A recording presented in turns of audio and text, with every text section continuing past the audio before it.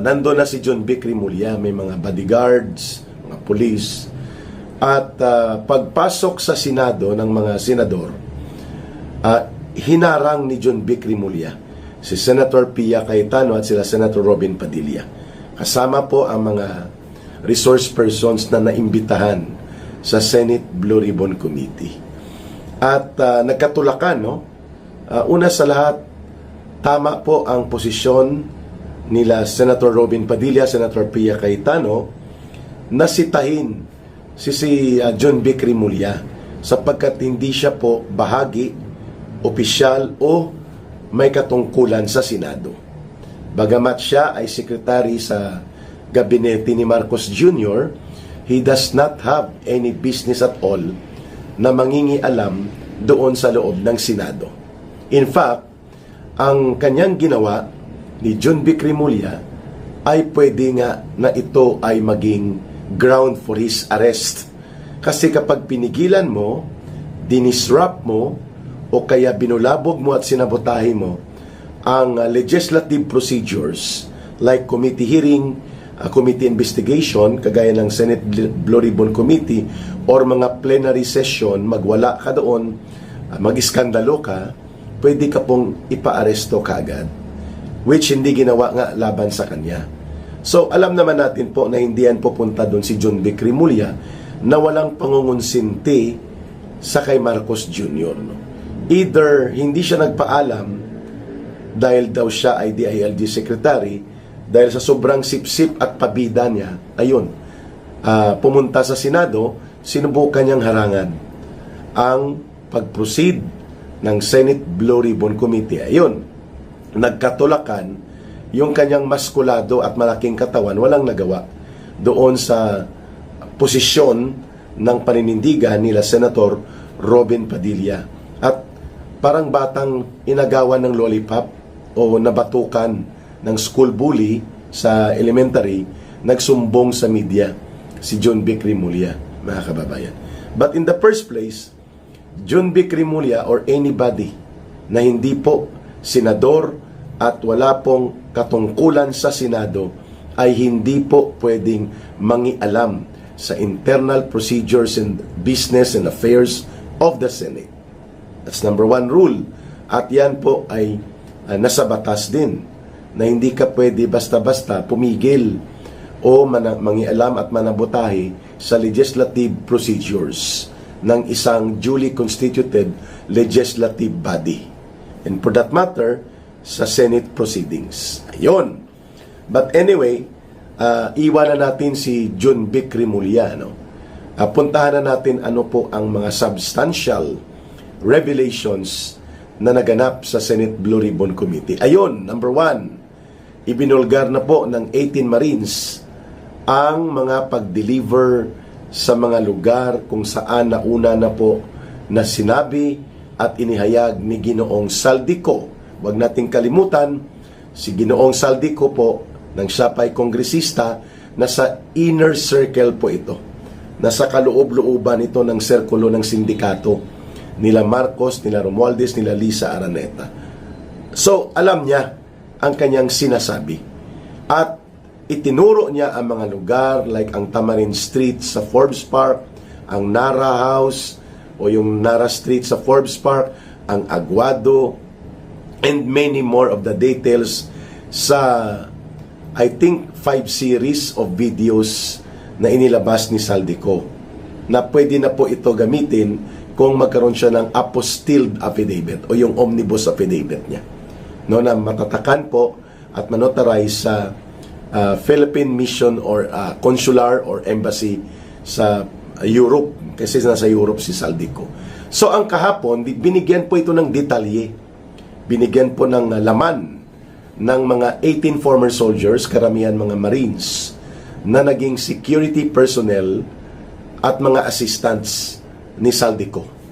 Yon ang unang nangyari. Kaya pala panic mode ang mga maleta boys ni Marcos at nila Romualdez, kasi hindi lamang pala sila Romualdez at sila Marcos ang nakatanggap ng mga deliveries ng mali-maleta.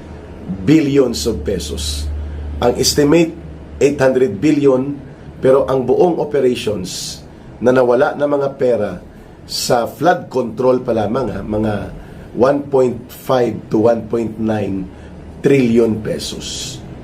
So una, na-establish po ng 18 former soldiers na to na naging whistleblowers na at naging resource persons sa opisyal na pagbubukas na muli ng investigasyon sa Senado na maleta si Tito Soto.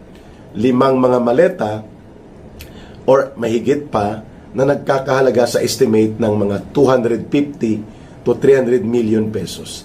Agad po nag-react itong si Itbulaga Tito Soto na wala daw siyang natanggap na maleta. No, siyempre, didipinsahan niya ang sarili niya. Patay na daw yung staff niya noong 2015. Mga palusot na kwento na lang para lang iwasan niya. Hindi pa daw siya senador noong 2025. Kaya nga, yung pinadeliver sa iyo, according to Undersecretary Adrian Bersamin, na siyang tagasalo ng mga maleta deliveries, ay para yun sa campaign na pundo na nanggaling sa flood control na pinagnanakawan ng grupo nila Marcos at Romualdez ayon sa salaysay ng former 18 soldiers ni Saldico at ng Undersecretary ni Marcos noon na si Adrian Bersamin. Ayan. Si Lacson din nakatanggap. Si Erwin Tulfo, ayun, nagmamalinis, nagmamagaling, nagmamagandang lalaki. Ayun, mga kababayan. So nabulgar po sila. Kaya pala todo operation sabotahe sila sa kumpas ni Marcos dahil takot na takot sila na magkaroon ng national and international exposure. Dahil nga may social media, may YouTube, may iba't ibang social media platform, the information revealed in any forum like the Senate Blue Ribbon Committee can spread like wildfire. No? Bagamat ang iba doon o marami doon sa binabanggit ng 18 former soldiers na to ay narinig na natin sa kanilang salaysay sa Club Filipino, pero iba pa rin po kung ito ay official at mayroon pong bigat ng authority ang pagtanggap sa kanila, sa kanilang salaysay at pagbubunyag dahil sa loob po ito ng otoridad ng lehitimo na komitiba at proseso ng Senado. Yan ang kaibahan kung sa Club Filipino lang o sa Valle Verde Country Club lang ginagawa ang mga pagbubunyag. Kaya naman pala todo pigil si Jun Vic Rimulya dahil takot na takot siya na mabubulgar ang mga malalaking iskandalo ng pagkakasangkot ng boss niya na si Marcos Jr. at ang kanyang kaibigan na si Martin Tambaluslos.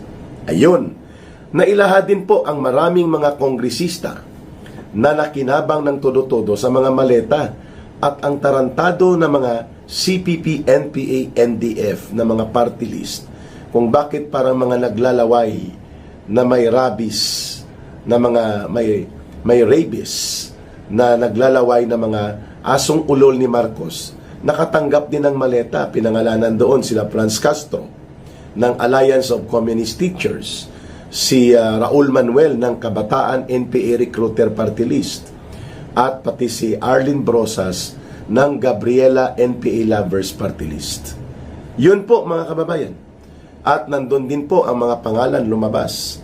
J.G. Suarez, Adyong, Benny Abante, si Boy Atras Abante na pastor-pasturan, si Paulo Ortega, Sandro Marcos, wow.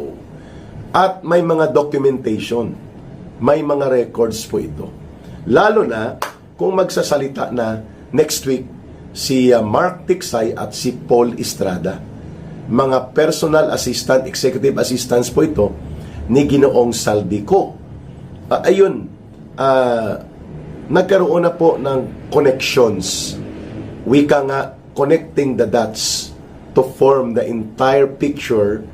Nakita na natin na ang pinagsasabi ni Saldico ay napatutuhanan at nabibigyang detalye ng mga 18 former soldiers at lalo pang bibigyan ng detalye ng dalawa niyang executive assistants na siyang may hawak ng mga records. Pati si Trillanes ay natumbok din kahapon na ang kanyang mga operations ay pinupunduhan nila Saldico sa utos ni Marcos at Romualdez. At kinukuha ito sa mga natitipon na mga pera na kinokolekta ni Saldico all over the country mula sa mga contractors na tinumbok kung sino ang pwedeng mag-cash advance. Kasi po, bago pa magbayad o mailabas ang pondo sa DBM, sa Department of Budget and Management, at ibababa sa mga agencies of government na nag-i-implement ng mga infrastructure projects, including itong iskandalo ng ghost flood control projects, nagkukubra na, nangungulikta na si Ginoong Saldico, at ang ginagamit niya na mga staff ay ang mga tao niya, like Mark Tiksay, Paul Estrada, at ang kinokolektahan po, mga contractors, mga kongresista na nangungontrata at nagbebenta ng proyekto, at mga contractors like mga Diskaya na nagka-cash advance. So kaya po mabilis ang pagtipon ng pera, kasi every week halos nangongolekta si Saldico ng between 200 billion pesos on the average, at dinidistribute ito. At ang operations lang ng mga former soldiers na to, at ito lang ang kanilang inabot pa, 33 months delivery. Halos linggo-linggo, mga kababayan.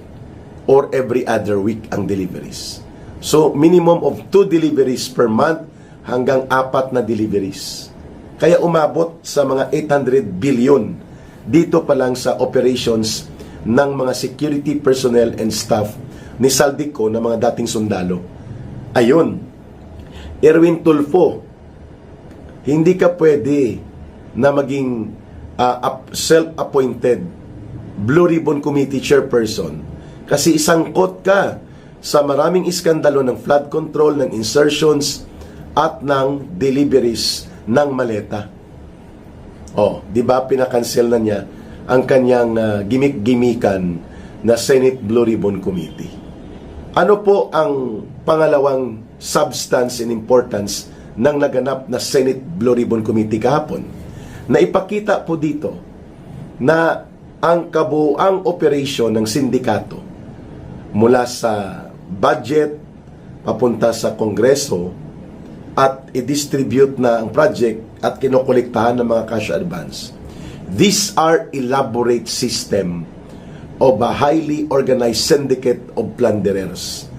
At isa sa mga ginamit dyan ni Marcos at Romualdez para i-operate ito ay si Ginoong Saldico. At ngayon, bumaliktad na at kanyang isinisiwalat at binubunyag na nila kasama ang kanyang mga tauhan. Kaya naman po, si Marcos ngayon ay nagpapanik at nininervyos din si Tambaluslos. Dahil kapag inilabas ni Saldico with videos ang kanyang mga sinasabi at bibigyan niya ng omnibus affidavit niya at tatakan ito na valid and legal ng kanyang mga abogado sa Europe through the Consular Mission Office o Philippine Mission Office na may authority ang Pilipinas para ito ay facilitate, mas magiging mabigat at mayroon na pong pagbubuo ng kwento. Dahil magkakaroon ng corroborating testimonial value at magkakaroon ng probative value. Bigat na pwedeng mag-proceed sa kaso. Yun pong probative value. At dito natin masusukat kung hanggang saan pwede magpapapasipsip at maging tuta ni Marcos si Boying Rimulya, sapagkat ito ang magiging sukatan ng kanyang kakayanan na panindigan ang function niya at otoridad bilang tagapagbantay ng gobyerno at tagapagbantay sa pundo at kaba ng mamamayan. Kung hindi niya gagawin, nakakasuhan niya itong mga taong ito, edi si Boying Rimulya ay dapat lumaya sa pagka-ombudsman. Dahil siya pala ay ombudsman lang ni Marcos para hagupitin ang kanyang latigo ng poder niya sa pagsasampa ng kaso ang mga political opposition na naninindigan laban sa amo niyang si Marcos. Kagaya ng ginagawa niyang pananakot ng mga kaso at pagsasampa nito upang mapakulong at mapaluhod at mapatiklop sila Senator Jingo Estrada. Ang isusunod niya daw si Senator Joel Villanueva. Si Chis Escudero ang naghudas, wala na, bumaliktad na, kaya hindi ipurso ang kaso. At ang tinatarget nila na isa pa si Senator Marcoleta at si Senator Mark Villar. Pero lahat ito, opposition groups, di ba? Mga opposition personalities. Pero wala siyang naisampang kaso kay Martin Romualdez, kay Marcos, kay Sandro Marcos. O, ayan. Wala, mga kababayan. So, yun po ang ipinakita kahapon na malawak, organisado at malalim po ang sindikato nila Marcos at Romualdez.